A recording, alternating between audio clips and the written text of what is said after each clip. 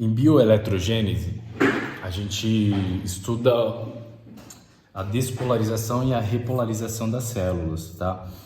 Então, para que ocorra a despolarização de uma célula, eu preciso de um estímulo. Eu coloquei aqui uma representação de um estímulo de um pé pisando num prego, numa taxinha, tá? Um estímulo de dor aqui, é uma reação mecânica, é um estímulo mecânico, tá? Esse estímulo ele pode ser por temperatura, eu posso encostar em algo quente, eu posso encostar em algo gelado, tudo que me faça sentir alguma coisa ali na superfície da pele é um estímulo, tá? E esse sentir, ele causa a despolarização das células que estão ali e mandam essas informações para o meu sistema nervoso, para que ocorra alguma reação, tá? Nesse caso, a reação é de retirada. Eu preciso mandar a informação para o meu cérebro para informar que eu estou pisando em um prego e se eu continuar a pisar, esse prego vai romper, vai me lesionar ainda mais. Então, eu preciso de forma muito rápida que eu retire o pé dali. Então, é por isso que a informação chega no sistema nervoso. Ela chega através dessa despolarização das células, tá? Então, vamos pensar que aqui é um estímulo mecânico, tá? Esse estímulo mecânico, ele está encostando aqui numa parte de tecido epitelial que, apesar de parecer uma parte pequena, ele é uma parte que possui muitas células. Eu representei as células, duas células aqui do tecido epitelial. A gente pensa que essas células estão aqui, tá? E vai ter muito mais células nessa região. Coloquei aqui duas. A gente pensa que uma célula em repouso, esse gráfico eu já vou explicar melhor, uma célula em repouso, ela está a menos 70 milivolts no seu interior da membrana. É assim que é considerada uma célula em repouso, tá? Então, uma célula em repouso, ela está do lado externo da membrana plasmática, ela está mais positiva, do lado interno ela está mais negativa, tá? Por quê? Pelos componentes que possuem do lado externo e do lado interno. Do lado externo eu tenho sódio, tá? Bastante sódio circulante aqui na matriz extracelular. Então, o sódio ele tem carga positiva. Do lado de dentro, do interior aqui da membrana plasmática, eu tenho potássio. O potássio ele também é positivo, ele também tem carga positiva. Só que do lado externo eu tenho muito mais sódio circulante e do lado interno eu tenho pouco potássio, tá? Então é por isso que o lado externo ele sempre vai ser mais positivo quando a célula está em repouso. Eu tenho também outras propriedades no interior aqui da membrana plasmática, como por exemplo a proteína, que ela tem carga negativa, tá? Então, uma célula em repouso, a gente tem que saber isso. Uma célula em repouso, ela sempre vai estar mais positiva do lado externo e mais negativa do lado interno. Negativo, qual o valor desse negativo? Menos 70 milivolts, tá? Ok, então a gente teve aqui uma reação mecânica, um estímulo mecânico. Esse estímulo, ele empurra a pele. Vamos partir do princípio que ele não causou lesão, ele não rompeu o tecido epitelial. Eu só senti, só houve um estímulo ali para eu sentir aquele prego. Quando o prego tem contato com o tecido epitelial, ou mesmo o lápis aqui, o que eu estou fazendo agora, ele vai empurrar as minhas células do tecido epitelial. Quando esse mecanismo... essa ação mecânica ocorre, ela não empurra somente as células do tecido epitelial, ela empurra junto os meus canais que estão na membrana plasmática desse tecido epitelial, das células epiteliais. Quando ele empurra esses canais da minha membrana plasmática, ele acaba abrindo esses canais, por atrito mesmo, por empurrar, os canais se abrem, tá? É o primeiro canal que a gente vai utilizar no mecanismo nessa bioeletrogênese, é o canal de sódio mecanodependente, tá? Tá aqui, ó, os canais que a gente vai utilizar, a princípio são 4, tem mais canais, tá? Então, o primeiro que a gente vai usar é o canal de sódio mecanodependente. É fácil a gente decorar os nomes dos canais, porque o nome do canal vai estar falando qual é a substância que vai passar por ele e qual é o tipo de mecanismo que ele necessita para funcionar, para abrir ou para fechar, para que ocorra a abertura desses canais, tá?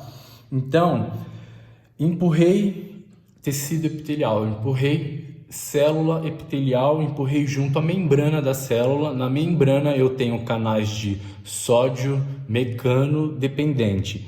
Empurrei junto esses canais se abriram.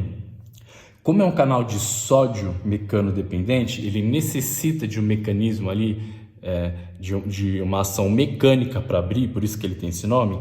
Eu permito que entre mais sódio na célula, para o interior da célula. Então começa a entrar sódio. A minha célula até então estava a menos 70, tá? Que aqui é o repouso da célula. Quando eu pisei no prego aqui, representado neste ponto do gráfico, é onde tem o estímulo.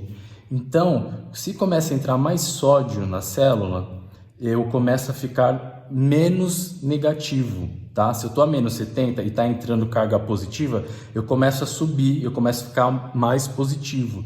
Vamos pensar que aqui seja o 0, tá? Então, começa a subir, vai entrando sódio até atingir o menos 50, que é o considerado nosso limiar de despolarização, tá? Quando atinge o menos 50, esse canal de sódio mecano dependente ele para de funcionar e vai abrir um segundo canal, um canal de sódio voltagem dependente. A gente tem que pensar que são muitos, tá? São muitos canais, são muitas células envolvidas. Então não vai abrir um canal de sódio voltagem dependente, vão abrir vários canais que estão nessa membrana plasmática. Então chegou no limiar de despolarização, menos 50 milivolts, no interior da membrana plasmática. O canal de sódio mecano dependente para de funcionar, abre aqui o canal de sódio voltagem dependente. O canal de sódio voltagem dependente tem esse nome porque ele libera a passagem de sódio para o interior da célula e ele necessita da voltagem de menos 50 da membrana plasmática para que ele abra, tá? Então, por isso que ele é sódio voltagem dependente. Ele precisa da voltagem menos 50 para poder abrir. Então, ele abre. Quando ele abre, continua a entrar muito sódio para a célula. Então, ela começa a ficar mais positiva, até atingir uma carga de mais 35 milivolts. Quando atinge essa carga de mais 35 milivolts, é o limite, ela não consegue ficar mais positiva do que isso, tá? É onde a gente fala que ocorreu o potencial de ação. Foi aqui que aconteceu o potencial de ação. Então, quando chega no potencial de ação, mais 35 milivolts, os canais de sódio voltagem dependente se fecham e abrem os canais de potássio voltagem dependente, tá? O canal de potássio voltagem dependente ele é um canal lento, ele demora para abrir, ele demora para fechar. Quando a minha membrana plasmática atingiu o seu interior de menos 50 milivolts, que o canal de sódio voltagem dependente foi estimulado e abriu, o canal de potássio voltagem dependente também foi estimulado. Só que ele só vai abrir aqui quando tiver no mais 35 milivolts, tá? Então, o canal atingiu mais 35, ocorreu o potencial de ação ali na célula. O canal de sódio voltagem dependente se fecha e abre o canal de potássio voltagem dependente. Quando o canal de potássio voltagem dependente abre, ele permite que o potássio saia da célula e vá para a matriz extracelular. O potássio ele também é positivo, ele também tem carga positiva. Se está saindo substância positiva, né, de dentro da célula, a célula vai começar a ficar mais negativa. Então, ela começa a reduzir a sua polaridade, vai diminuindo. Essa redução é chamada de repolarização, tá? Então, ocorreu a despolarização com a entrada de sódio e com a saída do potássio ocorre a repolarização. A célula está se repolarizando para atingir o seu limiar de repouso, para atingir o seu menos 70, que é considerado o seu repouso de novo, tá? Então está saindo potássio, ela vai ficando mais negativa, só que da mesma forma que o potássio demora para abrir, ele demora para fechar. Essa demora ultrapassa o menos 70, que é o repouso da célula, atingindo uma voltagem de menos 90 milivolts. Esse menos 90, ele ultrapassando o menos 70, chegando a menos 90, é chamado de hiperpolarização. Então, na repolarização, ele hiperpolariza, ele está hiperpolarizado, a célula está hiperpolarizada. Só que eu não posso deixar a célula a menos 90. Eu não posso deixar a célula hiperpolarizada, porque ela tem que chegar ao menos 70, porque é só no repouso que ela vai estar pronta para receber um novo estímulo, tá? A célula estando no seu potencial de ação ou em hiperpolarização, ela não recebe nenhum novo estímulo. Ela precisa finalizar esse estímulo para estar lá em repouso para que um novo estímulo aconteça.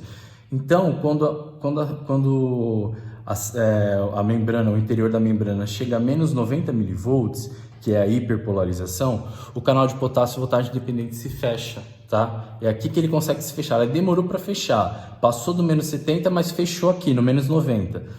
Só que, como eu expliquei, a célula não pode ficar aqui no menos 90, ela tem que voltar para o 70, que é considerado a sua voltagem de repouso. Para que ela retorne, para que ela entre em homeostase, para que ela entre em equilíbrio novamente, entra um quarto canal, tá? Esse canal é o canal de sódio e potássio. Então é um canal que vai permitir a passagem das duas substâncias, do sódio e do potássio, tá? É um canal chamado de canal de sódio e potássio ATPase. Então aqui os canais de sódio e potássio ATPase se abrem, permitindo a passagem de sódio e potássio, causando equilíbrio novamente e deixando a célula a menos 70 milivolts, tá? Aqui a célula está em repouso de novo. A gente precisa saber que existe o princípio do tudo ou nada. O princípio do tudo ou nada é o seguinte: se eu tenho aqui alguma coisa que encostou na minha célula e que moveu os canais de sódio mecanodependentes, que abriu os canais de sódio mecanodependente, o primeiro aqui. Só que foi um estímulo muito fraco, imperceptível. Então, abriu alguns canais de sódio mecanodependente, mas bem poucos, ao ponto deles pararem de funcionar e eu nem atingir o menos 50. A minha membrana não atinge a voltagem de menos 50. Ela chegou, sei lá, a menos 60, menos 55, não atingiu o limiar de despolarização. Quando isso ocorre, a célula volta para o repouso, não tem o potencial de ação, tá? Então é o princípio do tudo ou nada.